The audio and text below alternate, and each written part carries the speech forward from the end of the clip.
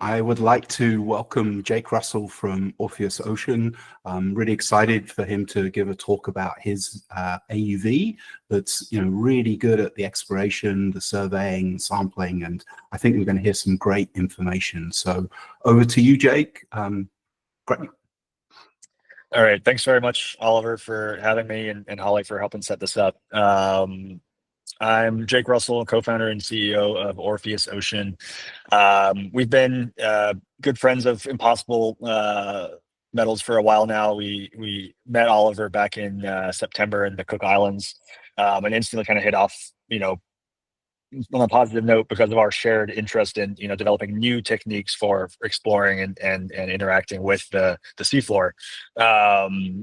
Taking different approaches. So I look forward to working, Oliver, with you more in the future. I'm glad to be here on this webinar for your community and explaining kind of what we have developed in the exploration space.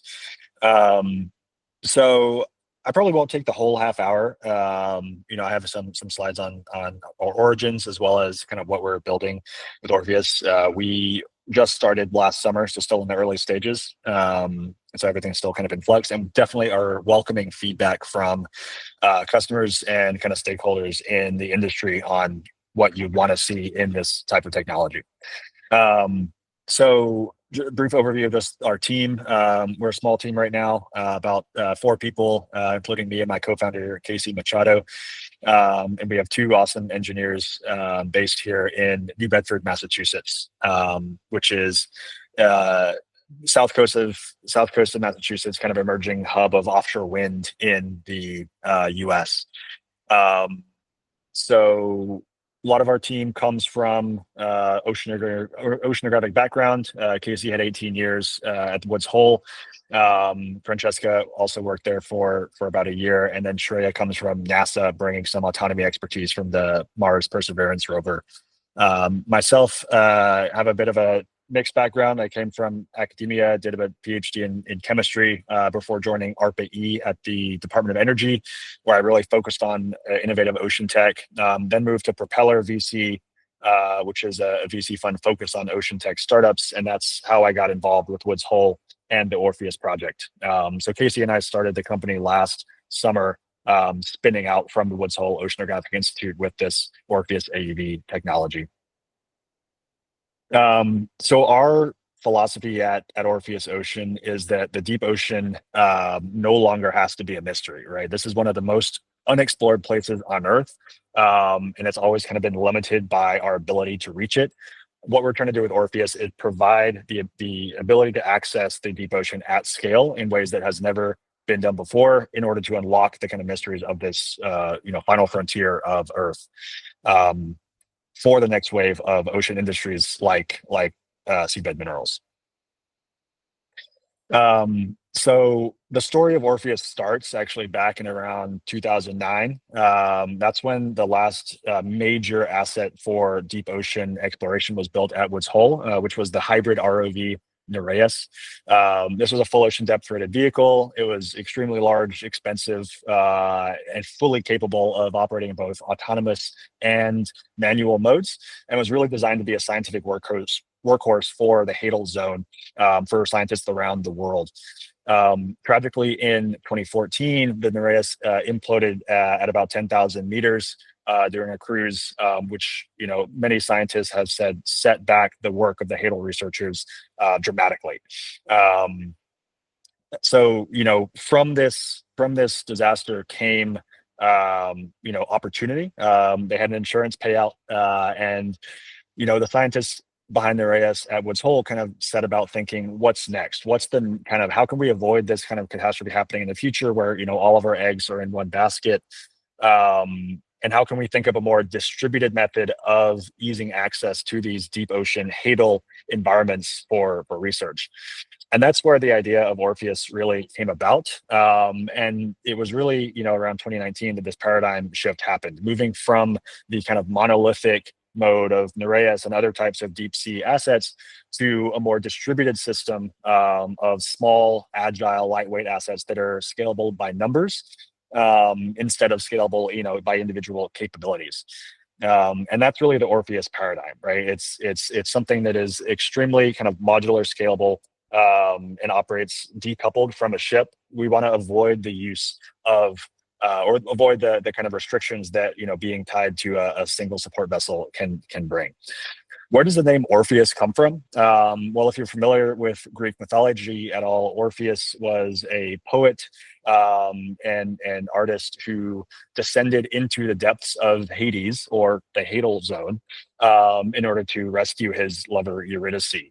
Although he was not successful in rescuing her, as if you know the myth, he did bring back stories, poems, and knowledge of this place where mortals are not meant to go, for the enlightenment of humankind. And so that's what we're doing with Orpheus Ocean. We're descending to these unknown environments and bringing back information for humanity's benefit. So what we're building at Orpheus Ocean is a comprehensive seabed intelligence service. We're starting with the Orpheus AUV, but ultimately we're going to be expanding the service to the entire ocean, seabed, water column, surface, using this collection, this constellation really of agile, autonomous assets. Starting again with seabed survey, but also moving to wide area survey with torpedo AUVs, as well as long duration monitoring on the seafloor. Potentially in the future deployed via autonomous surface vessels, which are entirely commanded, remotely. And so where we're starting again is with the Orpheus AUV. Let's see if this video here works. So the Orpheus AUV was developed at the Woods Hole Oceanographic Institution in collaboration with NASA Jet Propulsion Lab over the course of about 5 years. And again, thinking about that paradigm shift away from the original kind of traditional Nereus approach to Orpheus, there are 3 core design pillars in mind for the vehicle: flexibility, agility, and cost effectiveness. Flexibility meaning how can we allow the vehicle to adapt and respond in real time to its environment and things it's sensing on the seafloor. Because it is completely autonomous and untethered, we don't have any kind of ability to control it while it's on the seafloor. So it has to be fully kind of able to make those decisions in C2. Agile, we wanted this to be able to be deployed on any kind of vessel from small to large in great numbers, right? So keeping it as small as possible while still maintaining its ability to reach full ocean depth was one of the kind of key design requirements. It's a very small footprint, very lightweight, and easily launched with low infrastructure onboard requirements. And then cost effectiveness, right? We can't have a scalable vehicle if we don't keep the unit costs down, as well as the support requirements down, right? So we kind of designed this to be an order of magnitude lower cost to operate and build than any other asset that's ever reached these environments. So for the commercial sector, for minerals, for offshore wind, for other types of deep sea industries, we think that this brings a lot of use in things like environmental baseline and impact assessments, monitoring during operations, ground truthing for geophysical surveys, things that are often currently done via ROV or other types of tethered assets. We can do autonomously at scale with the Orpheus AUV, which for the customer, possibly like Impossible Metals in the future, brings several benefits, including decoupling those activities from the host ship, as well as dramatically reducing the time and mission expense to complete those surveys and assessments. Accelerating project timelines, right, is the goal there, which brings down cost and increases return for the project overall. So the Orpheus AUV has a couple of different operating modes in a single package. Right now, the vehicle is designed to both survey, collect, and monitor the seafloor environment. Survey, we're not designed for super wide area, high flying, acoustic surveys. What we can do is high resolution, close terrain following surveys of local areas. So mostly designed for kind of biological or environmental surveys, using photo, video, transect, or chemical sensing. I think it's something that especially in dramatic environments like the Norwegian Ocean, where the seafloor can be very mountainous, we can follow very closely to those terrains and provide that video at very high quality. Collecting, right? So the unique design form factor of the Orpheus allows us to land on the seafloor and actually interact physically with the seabed. Something that Impossible Metals is very familiar with, but what we're focusing on now is environmental sample collection. So things like sediment cores, possibly in the future, biological organism collection. Again, things that are currently requiring ROVs, we can do that autonomously and at scale with the Orpheus AUV. And then the third operating mode is monitoring, right? Because we have that ability to land on the seafloor, we can go into this low power hotel state where we're using very little energy and can extend our endurance on the seafloor from days or even up to weeks at a time, which opens up an entirely new set of mission profiles that possibly are usually requiring a lander, for example. Especially around monitoring or measuring during a mine operation. We could do plume monitoring, turbidity sensing, or kind of long duration biological studies using things like, baited camera traps. If people have questions about the specific technical specs, I don't want to get too in the weeds here, but we are currently about TRL 5 to 6, meaning we have been validated in a physical real setting, which I'll get into later. Vehicle's about 500 pounds, about 6 foot square footprint on deck. The idea is we can launch several of these from a single vessel. And our endurance on the bottom currently is about 8 to 12 hours. So that's survey time on bottom, not including descent and ascent, which is currently done with passive drop weight systems. So on a single survey transect, if we're moving kind of constantly the whole time, we expect to be able to survey about 10 kilometers linearly on the bottom. Payload options, right? That's the kind of bread and butter. We designed Orpheus to really be the pickup truck of the deep ocean. We want the payloads to be modular, flexible, depending on the needs of the customer. So we have a kind of set right now that we are working on developing, and that will be ready pretty soon. But we also have a huge kind of roadmap where we envision other types of payloads that we'll be developing in the coming years. So if there's anything here that's exciting to you or that's not here and that you want to see, let me know, after the talk or follow up with me via email. So we divide these into 3 different categories: geophysical, environmental, biological. Geophysical, like I mentioned, sediment core sampling, photogrammetry of seafloor environments. Environmental, standard CTD data collection, as well as water column chemistry. Right now we can do dissolved oxygen, which is important for a lot of environmental baseline work, as well as pH. And then I think importantly, methane sensing and turbidity are also stuff that would be very easily added on to our platform, which could be important for this industry. And then biological sensing, right? So that HD camera, even upgradable to Ultra HD 4K for specimen observation, species mapping, and then in the future adding things like eDNA, which is an emerging technique for organism identification, as well as other kind of traditional techniques more done with ROVs. So again, just going a bit more into the kind of benefits here, using the Orpheus approach, I think can unlock a lot of, new ways of doing seafloor surveys. Because we can deploy multiple vehicles from a single ship, we're actually hitting, way more area in a certain time limit than a single ROV could do.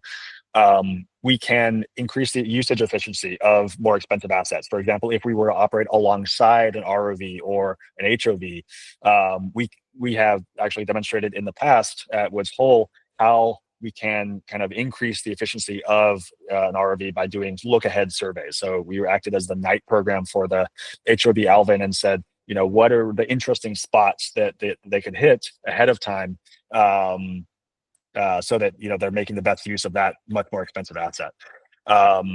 We could also enable smaller vessels, right? So because we can be launched essentially from a fishing vessel, we don't need the really large RVs to go out and do these missions. And eventually we envision deploying from either many from a large vessel or from single AUVs from smaller vessels kind of over the side.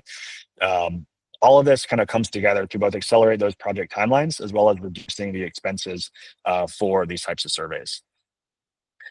And, for the seabed minerals industry itself, I think, definitely looking for feedback on the types of missions that we could assist with.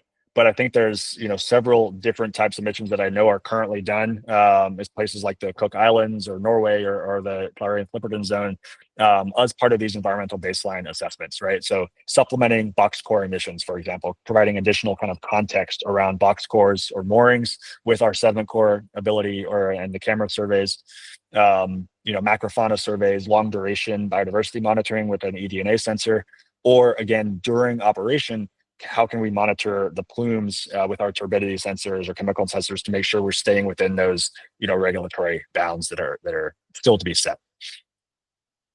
And then just showing, diving here a bit into the value proposition for an AUV set, 5 Orpheus fleet of AUVs versus a single ROV.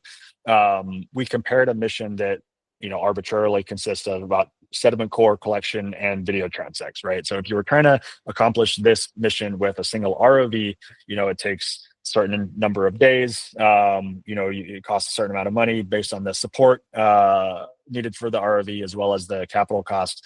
We found that with the 5 Orpheus AUV fleet, we could achieve about 3 times more data collection in photo and video, more sediment cores, while doing all of that at about a quarter of the operational cost on board and less than a fifth of the capital cost to actually build or buy those assets. So I think we can apply this type of thinking to many of the other mission profiles that I mentioned earlier as well. Recently at Woods Hole, the most recent cruise that the Orpheus AUV went on was the first kind of scientific mission and the first scientific validation of its effectiveness. And this was on a NOAA-sponsored cruise back last May and June up in Alaska. Again, the goal of this was to act as a look-ahead program for the human-operated vehicle Alvin, searching for and exploring methane seeps in the Aleutian margin. So Orpheus would go down, kind of explore, look for things like oyster beds or these methane areas, and come back. The scientists would review the footage, review the kind of geographical or geodetic data, and then send Alvin down the next day to find and further look into those sites that Orpheus had identified the night before. So our max depth here was almost 5,000 meters. We covered about 11,000 meters of transect and spent dozens of hours on the bottom with this current vehicle design. And what we have coming up, we're pretty excited because we're starting with a technology that's been validated, and so we can start getting this vehicle into the hands of customers, ASAP. So we're planning on a mission in the US EEZ near Guam coming up in May, as well as additional missions in the Cook Islands in spring and summer, and possibly later in the year looking at missions in the Baltic Sea, in the Red Sea, or open to other ideas as well. If there are people on this call who are this has piqued the interest of, you have expeditions coming up where you could see benefit of Orpheus being included. Happy to talk about that. We are open to demonstrations starting in this summer and moving forward. Yeah, there you go. Repeating that. We want to hear your feedback. If there are customers or stakeholders on this call who can see kind of the value of this new paradigm for deep ocean access, we want to hear what type of science you're doing, what type of payloads you want to see integrated, what kind of mission profiles you're looking at, and how we can best serve your needs with the Orpheus AUV now and in the future. So my email's here. I'm sure Oliver can also follow up with us afterwards and send my email around. You can also get in touch through our website, orpheusocean.com. But please do reach out. I'm really eager to talk with people about working together on this technology and how we can support your needs. So I'll pause there. It looks like about 10 minutes early. Plenty of time for questions then.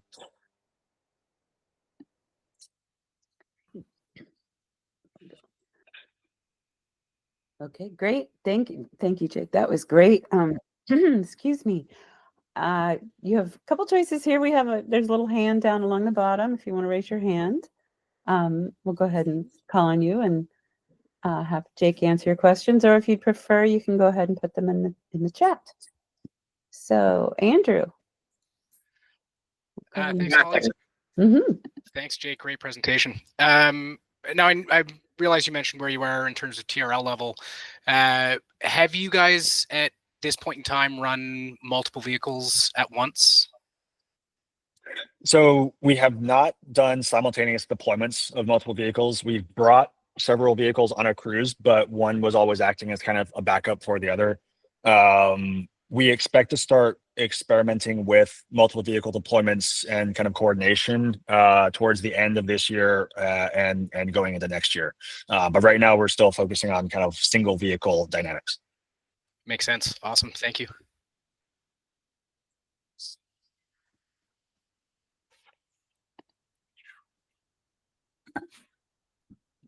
Sure, Oliver. Yeah, great presentation. Thank you. Can you run the Orpheus AUV in a tethered ROV configuration? Great question. This is something that we've heard from customers would be useful in some situations, right? Its ability to kind of act as an ultra lightweight ROV if you do need the ability to manually control and inspect. And we do have the ability to implement something called a light fiber tether, which is essentially just a fiber optic cable, which runs from the AUV to the ship and allows for data, high bandwidth data to be passed back and forth. There's no power associated with that, so we'd still be on our battery power on board, but that would allow us to manually control the vehicle. It's not something that we've implemented right now, but if there's significant demand for that type of operation, it's definitely something that we could look at in the next year or so. And would you consider also adding power as well as data so that you could have more endurance? Moving to a power cable would significantly increase the infrastructure required on the ship and would limit the type of ships we could work with and would really move away, I think, from the philosophy that we're trying to keep, which is the ultra lightweight deployable in swarms. Even the single light fiber tether, I think, is moving a bit away from that. But I think the usefulness of just having that communication cable versus the heavy kind of cable that power would require is still valuable, I think. So yeah, I don't think we'd consider power at this point. Okay, great. Thank you. Ebba, you're muted. You're muted, Ebba. Yeah, I'm best when I'm muted. Thank you for the nice presentation, and hi again. I thought I'd encourage you to go someplace where there is something to see underwater, and even if it's just at shallow waters, but at nighttime, do some test filming and experiment a little bit with the lighting and the camera angles and the like, and then somewhere either provide it or put it on YouTube or the like. I think that for many of us, what you can see is hugely important. And I thought about this perspective. If I walk in the forest, I know how to recognize the different trees around me. It's not necessarily obvious that I will be able to do that from a helicopter perspective of the same forest. And for that reason, that I'm simply used to seeing the profile of the trees, right? And it's a lot the same with, there's so much upright standing life that's better recognized in profile, which would sort of encourage to have a slightly forward and perhaps backward tilting camera rather than a vertical perspective, on at least in some instances. And I can think of many sponges or the like that are very hard to distinguish from above, but are quite easy to distinguish in the profile. So I think that would forward your case to provide some examples of what you can do image-wise. Yeah, absolutely. And I think, one of the benefits of our, pretty large payload space and the design, the design of the vehicle to be modular and allow different configurations of payloads allows us to implement something like that, right? So, we have a single camera right now, as we talked about, but could easily implement a second camera and change the configuration of it depending on where we want to see and the terrain as well. So definitely take your point that forward looking, especially because we're so close to the seafloor, would really provide some useful data on the profile of things that we see. I think it would just take some, testing and trying it out, previously to deployment to make sure that we are aligning our camera view angles with the lights that we have. But once we get that kind of nailed down, I think it would be pretty easy to kind of switch that between different modes, depending on the situation. And sort of just following up on that, if you can set up stereo cameras to something that one is working on with ROVs, then all of a sudden you have complete measuring of size and distance and all of these parameters that for example, a modern moving car can do and the like. Yeah, that would take definitely. 2 cameras working in parallel. Whether it's 2 cameras or even 1 camera and getting kind of structure from motion, right? This is something that we've been looking at as well. But yeah, all stuff that I think is going to be really valuable and that we're experimenting with in this year. So I think Sahil. Yeah, hey. Thanks for talking through this. Wanted to talk a bit more about the sampling capability. Obviously, the surveying thing is something that's really valuable, but for us at least, the sampling has been a thing that's been a pretty unique value add and that we're really excited about. How does the sampling interact with the battery life? Like, obviously, the more samples we can take down there autonomously, the better, both biologic and geologic. But how does that impact sort of the 8 to 12 hours that you guys have down there? What are weight restrictions like and whatever else? Basically, how should we think of like that in addition to the surveying functionality versus as opposed to it? Yeah, great question. And for the record, we're still nailing down our exact power kind of use of various payloads. We don't expect the sediment core sampler itself to take that much power relative to the thrusters, the lights, kind of the rest of the core vehicle. And the weight of the individual cores is not great enough that it's going to make a huge effect on the power use of the thrusters after you take cores. That still needs to be validated, but one of our mission profiles that we're thinking of is kind of a lawnmower video survey pattern with sediment cores spaced throughout that. And we could do up to 6 sediment core duplicates per dive, so 12 sediment cores per dive, likely without affecting the overall length of the video survey. So that the actual power use of the sediment core itself is very low. I think the only power use it has is a small motor that actually retracts the core. The descent of the kind of the mechanism that shoots the core into the sediment is actually spring loaded, so human powered, and we only spend energy to retract it back and cover it for retrieval. Got it. Cool. Appreciate it. I think Teresa was next. Okay, thank you very much for a very interesting presentation. I have a couple of questions which might be a bit naive, perhaps. My first question is, does the Orpheus transmit the data in the real time to the ship, or are the data, I'm specifically interested in video images or photography, are they stored somewhere and then processed on board?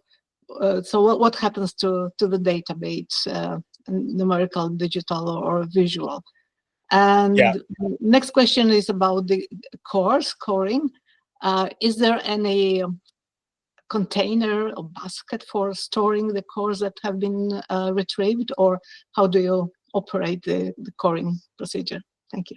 Yeah, good questions. There is currently no ability for us to transmit data back to the ship in real time. So everything that we take, video, survey, chemical, inertial, is stored on board, and we retrieve that data after the dive. As likely during dives at great depths, 6,000 meters, the only communication we have is acoustic, and the bandwidth on that is very low. So there's not much ability to transmit anything more than, yes, no signals, maybe, a still image if you were to sit there for a very long time. So yeah, right now there's no live. If you were to do live, control or live data streaming, live video streaming, you would have to use that light fiber tether that I mentioned earlier, which would require kind of connection to the ship. In the future, far future, we might develop things like optical communications, which works over smaller distances, but especially between different vehicles, we could have communication happening that way, and that would be pretty high bandwidth. So, video footage or any other kind of data could be sent between vehicles for their own coordination purposes. The sediment cores, there's not a basket. The way it works is the cores are kind of hanging underneath the vehicle. They fire into the sediment and then they're retracted, and there's a cap that comes on underneath the individual cores, which are about 5 centimeters in diameter, 25 centimeters long. And so then those kind of 12 cores per vehicle are just brought up to the surface after the dive's complete. So that's kind of how they're stored, and then those are taken off after the dive on the ship. Okay, thank you. Yeah. Go Rav. Oh, hey, Jake. Hey. Thanks for the lovely presentation. So my question was, you said the vehicle has the capability to do like acoustic terrain following mapping. So how does it like compare with, traditional multi-beam platforms, and how can it be like used for, say, like ocean mapping? Yeah, so we actually don't have any acoustic mapping capability on the vehicle. It's not designed for wide area surveys like those, hull mounted sonars. What we do have for terrain following is a DVL, a Doppler velocity log, which allows us to get kind of the very precise vehicle positioning while it's close to the seafloor. So I'm actually not sure. You might be able to create a local, terrain map using data from the DVL and the altimeter that's on board, but our payloads are not designed for kind of like true mapping, bathymetry. We think there's plenty of other AUVs that are good at that. True. So this does like high resolution mapping of like really specific paths or like regions of interest, correct? Yeah, and I think I honestly don't know whether we could produce a bathymetric map from our DVL data or kind of altitude data, but it would be pretty small area if we were. So Gotcha. Does make sense. Thank you. Yeah. Hey, Becky. Hi, thanks for the presentation. So I'm with Impossible Metals, so hi. So first, I had an interesting conversation with some scientists who we talk to pretty regularly as we're going through our development of Eureka, and I talked to them about the different types of sampling on the seafloor and the idea of being able to autonomously pick up biological samples specifically. And during that, I got feedback about sort of that need to be able to see what you want to pick up before you pick it up. So I just wanted to relay that to you, and it comes back to that idea of having the tether and things like that. Although I think there was one person who said there were certain sort of monitoring instances where it might be useful, like looking for particular like eggs when you're doing long-term monitoring of a species at risk or something like that. But the thing that they seem to be the most excited about was the idea of the photomosaicing. And so that I guess brings me to my question about, is that something that Orpheus will be able to carry out, because it's really important for the deep sea mining work that goes on.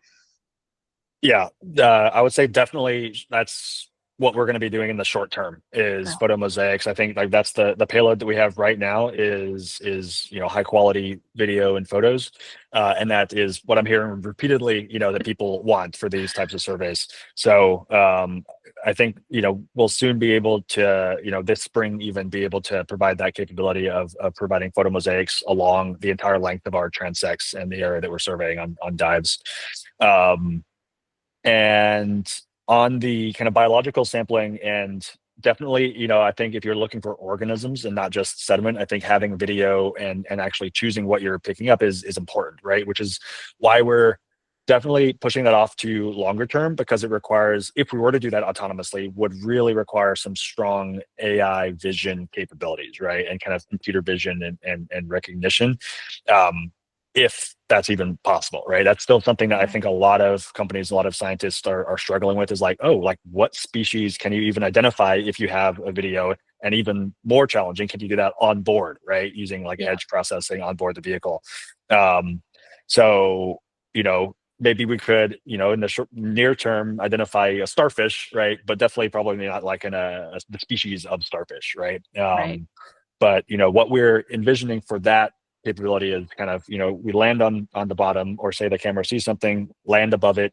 We have this maybe gantry system in the payload bay, which would have a suction sampler on it, and then combined with our camera system would allow you to kind of like precisely choose what you're kind of picking up from the seabed. So you would get that really precise ability to choose, but it would have to be chosen by the onboard AI system, which is like, possible, but pretty far out for us. And takes a lot of training. Yeah, for sure. A lot of training.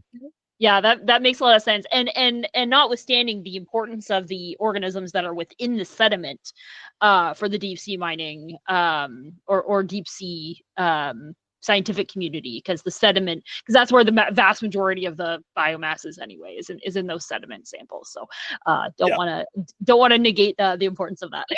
Thanks, Jake. Yeah, thank you.